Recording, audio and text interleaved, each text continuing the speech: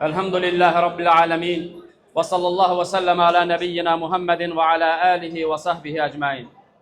Allah'a hamdolsun, onun sonuncu Peygamberi Muhammed sallallahu aleyhi ve sellem Allah'ın salamı olsun, salavatı olsun. Onun yolunu düzgün şekilde tutup gidenlere Allah'ın salamı olsun. Ben de kardeşlerimin tebrikine koşuluram. Ramil kardeşim, Asif əmi. Allah'tan istəyirəm, Allah Teala sizin bu xeyir yüzü mübarəkləsin. Allah Teala xeyirli, bərəkətliləsin. Allah Teala bu evlilikdən onlara salih zürriyyət bəxşiləsin. Mən də Muhammed sallallahu aleyhi ve sellemin öz sevimli sahabəsinə elədiyi duanı coşkun çınlayıram. Barakallahu lekum ve baraka aleykum ve cema'a beynekuma fil xeyr.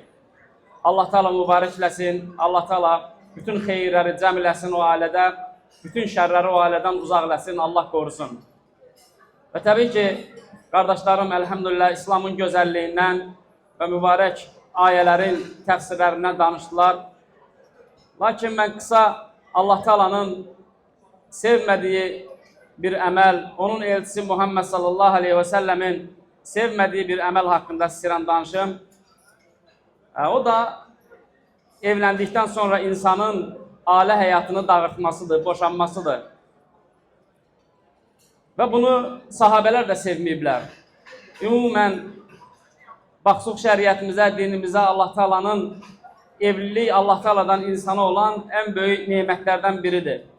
Boş yerə, səbəbsiz yerə ailəni dağıtmaq bu nemətə nankörlükdür, bu nemətə qarşı olmaqdır, Allah Teala'nın bu nemətinə qarşı. Və təbii ki, bəzi hallarda olur ki, ailə o qədər də ciddi olmayan səbəblərdən görürsən ki, boşanır. Xəyanət olarsa, bəzi ciddi səbəblər olarsa o başqa. Lakin görürsən ki, hərdən o qədər də ciddi olmayan səbəblərdən ailə dağılır. Gəlin qaynana söhbəti, nə bilim evdə kişinin hansısa şeyi görürsən ki, qadından xoşa gəlməz hadisələr baş verir, aralarında söz olur, söhbət olur. Görürsən ki, xırda şeylərdən ötürü ailə dağılır. Və rəvayət olunur ki, sahabələrdən bir gün biri, necə bilirsiniz, Ömər radiyallahu anhu boşanmaya qarşı ən sərt olan sahabələrdən biri idi və xəlifə dövründə insanlar boşanmağa qorxurdular. Ciddi səbəb olmadan çox adam boşanmırdı. Çünki ona qarşı idi. Və sahabələrdən biri evində söz-söhbət olur, zövcəsi ilə gəlir ki, Ömər radiyallahu anh şikayət eləsin. Çünki boşanmaq istəyirdi və qorxurdu ki, birdən deməmiş boşansa, sonra taksir onda görərlər. Və gəlir Ömər radiyallahu anh qapısına çatanda, görür ki, içərdən səsküydür. Ömər radiyallahu anh həyat yoldaşı Ömərə qarşı səsini qaldırmışdı. Və fikirləşir ki, möminlərin əmri, Ömərin həyat yoldaşı ona qarşı səsini qaldırıbsa, biz kimik ki? Və dala qayıdır. Yəni, mən dərdimi kimə deyəcəm? Dala qaydanda Ömər radiyallahu anh çıxır qapıdan, görür ki, o sahabə qayıdır, deyir ki, ey filan kəs, hara qayıdırsan? Yəni, məni çağırırdın, hara qayıtdın? Və gəlir Ömər radiyallahu anh deyir ki, ey Ömər, həyat yoldaşımdan şikayətə gəlmişdim, dili acıdır, dili zəhərdir, hər dəfə məni acılayır və s. evdə söz-söhbət salır.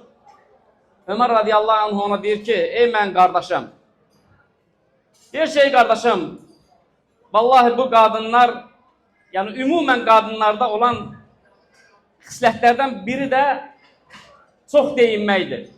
Çünki Muhammed sallallahu aleyhi ve sellem buyurur ki, sən ona 100 dəfə yaxşılıq eləsin. Əgər bir dəfə səndən pislik görsə, deyəcək ki, sən heç vaxt yaxşılıq eləməmsən. Və Ömər radiyallahu anh deyir, şey qardaşım, ona görə sən həyat yoldaşınla həmişə belə hadisələr baş verəndə, bax ki, onda olan xeyirləri yadva sal. Çünki sən evdən çıxanda o sənin namusu, qiriyyəti qoruyur, o sənin malı qoruyur. Sən evdən çıxırsan, o sənin övladlarına baxır, onların tərbiyəsi ilə məşğuldur. Sən gələndə sən qabağına isti yemək qoyur, sən əziyyətlərimə dözür və s. Və bunlar səndə baş verirmi? O kişi deyir ki, bəli, ey möminlərin əmri. Sadəcə olaraq bəzən aramızda anlaşılmamazlıq olur. Ona görə Ömər radiyallahu anh deyir ki, vallahi o şeylərə fikir vermə. Sən də öz həyat yoldaşında belə hadisələr olanda onun xeyirlərin fikirləş. O zaman inşallah aruzda, yəni belə səbəblər olmayacaq aruzda, boşanmağa gətirib çıxardan. Və həmçinin qardaşlarım, ən böyük səbəblərdən biri də boşanmalardan qısqanclıqdır. Təbii ki, qısqanclıq var, kişi ailəsini qısqanmalıdır. Necə hədislərdə keçir ki, ailəsini qısqanmayan kişi dəyyusdur. Yəni, kişi bilməlidir evdə nə baş verir, həyat yoldaşın geyiminə, keçiminə, qızın, evladın tərbiyəsi ilə məşğul olmalıdır, bilməlidir kimlərlə ünsiyyətdədir, kimlərlə münasibətdədir. Lakin əgər bu qısqanclıq həddi aşarsa, o zaman Allah qorusun, ailənin dağılmasına gətirib çıxardır. Və şeytan bu qapıdan insana ən çox daxil olduğu qapıdır. Ailələrin çoxsunun dağılmasına səbəbdir. Görürsən ki, kişi öz həyat yoldaşının həddindən artıq qısqanır. Çoxlu qadağalar qoyur. Bəzən girir evə şeytan ona vəsvəsələr elə bilir ki, evdə kimsə var. Və yaxud da gedir işə, görürsən ki, şeytan o qədər vəsvəsə verir ki, işi yarımçıq qoyur, qayıdır evə, başlayır güdməyə. Və bunlar şeytanın qapısıdır. Olmaz bu dərəcədə həddi aşmaq. Və həmçinin qadınlarda da bu hal baş verir. Görürsən kişinin telefonun başlayırlar, girirlər, qurcalayırlar, kimlə yazır, kimlə pozur, güdürlər, düşürlər izinə. Falan səs gəldi, qadın səsi idi və s. Bu dərəcədə həddi aşmaq, görəcəksən ki, günlərin bir günə Allah qorusun o ailə dağıldı. Və bu həddi aşmaqdır qısqanclıqda. Və həmçinin qardaşlarım, ailənin dağılmağına səbəb olan, boşanmalara çox səbəb olan şeylərdən biri də evdə gəlin qaynana məsələləridir. Və bu günümüzdə ən çox qabarıq olan məsələlərdən biridir və qlobal müşkilələrdən bir müşkilədir. Görürsən ki, bir müddət sonra gəlin evə gələndə hər şey yaxşıdır. Qızım, qızım, qızım. Amma bir müddət sonra görürsən ki, arada portlaşıqlıqlar yaranır. Evdə söz, söhbət.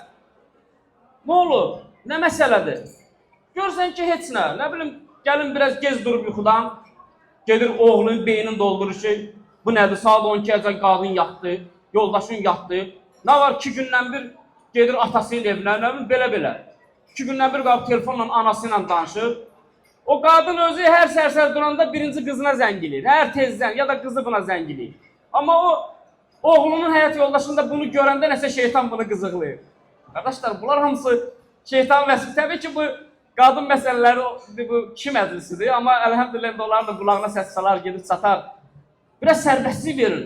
Gəlinlərə, oğluğa evləndirmirsən, evlənmişdən qabaq necə tələsürdün toya? Nə oldu? Bir ay keçib, indi qızıqlanmışsan, evdə söz söhbət, niyə atası evinə getdi, niyə görə tez-tez telefonla danışdı, bu nədir, 2 gündən bir, nə bilim, orada qaldınız, burada qaldınız. Görürsən ki, axırda oğul qalır anası ilə gəlinin arasında seçim eləyir. Allahu Akbar. Anamı tutum, yoxsa yoldaşımı tutum. Bir yandan da indi, əgər evlad olursa, 1 dənə, 2 dənə, 3 dənə evlad, oğul yazıb qalır, girin-giriftar, anası yoxsa atası. Hətta elə olur ki, vallahi qaynana oğluna deyir ki, ya yoldaşın, ya da mən. Bu nədir? Nə baş verib? Ciddi bir, nəsə bir çatışmamazlıq baş verirsə, o zaman deginən oğluğa, anasan.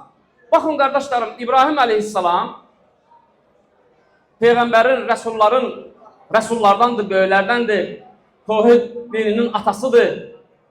O, bir müddət oğlun görmədi İsmail əleyhissalamı. Sonra getdi oğlun yoxlamağa. Getdi, çatdı onun evinə, çağırdı. Təbii ki, İsmail əleyhissalam evdə yox idi, həyat yoldaşı çıxdı qapıya. Dedi ki, ey qızım, İsmail hardadır? Dedi ki, ey axsaqqal, tanımırdı, görməmişdi, bilmirdi kim idi. Dedi ki, ey axsaqqal, ovdadır, ruzu dalıcan gedir. Dedi, qızım, dolanışığınız nətərdir? Qızı gəlin başladı ki, çox çətin dolanırıq, darısqallıqdır. İsmail bir gün, evdə neçə günlər olur, ət olmur, yeməyə heç nəyimiz yoxdur. Çətinlikdir, başlayır şikayətləməyə. İbrahim əleyhissalam baxır, deyir ki, yoldaşın gələndə salamdır. Dinən bir axsaqqal gəlmişdi, dedi ki, evin astanasını dəyişsin. Evin astanasını dəyişsin. Və İsmail əleyhissalam gəlir evə, gəlir, görür ki, nəsə hiss edir ki, kimsə gəlib. Yoldaşına deyir ki, nəsə baş verib, kimsə gəlib bizə, mənə soruşur. Deyir ki, bəli, bir axsaqqal kişi gəlmişdi, gəldi, soruşdu. Və mənə dedi ki, necə sözünə var, nə yox. Mən də, səni soruşdu, getdi. Deyir, sən nə dedin? Mən də dedim ki, belə də, biraz kasımçılıqdır. Deyir, sən nəsə dedi? Deyir ki, bəli, mənə dedi ki, evin astanasını dəyiş. Deyir ki, Allah şüyü avan diləsin, get at onun evinə. Get at onun evinə. Çünki Allah Teala'ya bir dənə şükürləmədin. Nə fikirləşdin o kişiyə şikayətləməklə? Elə bir gün ruzunu verəcək. Get at onun evinə, boşadı. Sonra bir müddət sonra üstündən illər keçdi. İbrahim əleyhissalam yaşlıydı. Gez-gez gəlirdi bəzən. Gəlir yenə də qapını döyür, çağırır, bir dənə qadın çıxır, başqa qadın. Deyir ki, qızım İsmail hardadır? Deyir ki, ovdadır. Deyir, qızım, necədir dolanışığınız? Neyinirsiniz? Nə tərdir? Başlayır ki, əlhəmdülillah, Allaha həmd olsun, hər şey əladır, Hər şey yüksək səviyyədədir. İsmail də ovdadır. Gedəcək, ruzu gətirəcək. Allah həmd olsun, Allah hər şeyi bizə verib. Həmd olsun Allah, şükürlüyü. Deyir ki, qızım, İsmail gələndə ona dinən ki, bir ağsaqqal gəlmişdi və dedi ki, evin astanasından möhkəm tutsun. İsmail İslam gələndə o yoldaşı danışır ona və deyir ki, o atam idi və mənə dedi ki, səndən möhkəm tutum. Baxın, qadın yaşayışından qane olmasa, biz keçdik 3-cü səbəbə. Qadın əgər yaşayışından qane olmasa, gözü ancaq onun bunun ailəsində olsa, filankəsin ailəsi yoldaşına maşın aldı, sən almadın, telefonu dəyişdi, sən dəyişmədin, filankəslər gündə filan kafedə, restoranda gedirlər, ailəvi, sən bizi aparmadın. Qane olmasa, ancaq şikayət qalıcan şikayət, yoldaşın qulağın başını dəng eləsə, deyingənlik eləsə, Allah görsün, bu cür ailələr də gedmir. Allah'a şükürləsələr, Allah da artıracaq neymətini. Amma bu cür deyingənlik olan yerdə xeyir, bərəkət olmur. Belə qardaşlarım, istədim qısa bu məsələlərə toxunaq. Çünki Allah qorusun, ged-gedə baxırsan ki, ailələrdə toy olur, 1 il keçmir, 2 il keçmir. Az müddət sonra görürsən ki, ailələr dağılır. Səbəb bu çatışmamazlıqlardır. Amma əlhəmdülillah, hər şey ibadət və itaat üzərində olsa, evdə qadın öz haqqını bilsə, kişi öz haqqını bilsə, o zaman Allah'a həmd olsun, Allah Teala da qoruyacaq. Xırda çatışmamazlıqları onları ötürəcəklər. Böyüdüb, dağ boyda eləyib, sonra boşanmaq dərəcəsində gətirib çıxarmayacaqlar. Ortada uşaqlar var, onlara da travmadır. Vallahi boşanma baş verir, uşaq qalır ortada. Görürsən, gedir anası ilə, sonra ana namazı tərk edir, ibadətdən uzaqlaşır, hicabını açır və s. böyük problemlər baş verir. Bunlar olmamaq üçün kişi gərək əvvəlcədən fikirləşsin, düşünsün. Kişi evin böyücüdür, evin qapısıdır.